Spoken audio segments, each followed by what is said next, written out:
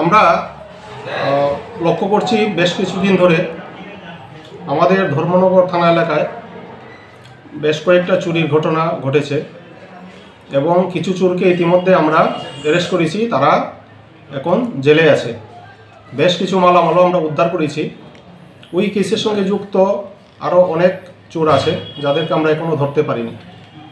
তো আমরা সিদ্ধান্ত করেছি যে যারা চুরির সঙ্গে যুক্ত আছে তাদের চেহারা জনগণের সামনে নিয়ে আসা, আপনাদের মাধ্যমে সেটা প্রত্যেক মানুষের ঘরে পৌঁছুক, আমাদেরকে স্থানীয় মানুষরা সাহায্য করুক।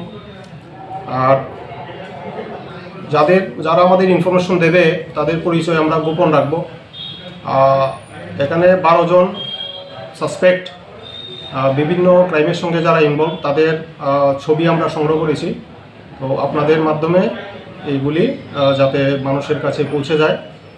আর আমরা একটা স্পেশাল ব্যবস্থা করেছি, বাজার, হাট, সরকারি অফিস আদালত, পঞ্চায়েত অফিস সবগুলোতে আমরা এই পোস্টারিংগুলো করব। তো গ্রামের মানুষ জানবে। আশা করি আমরা অতি শীঘ্রই চোর আমরা ধরতে পারবো এবং জনগণের যে মূল্যবান সম্পদ চুরি হয়েছে সেগুলি আমরা উদ্ধার করতে পারবো।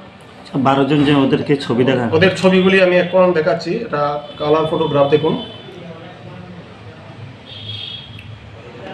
Bureau report, Janabarta news.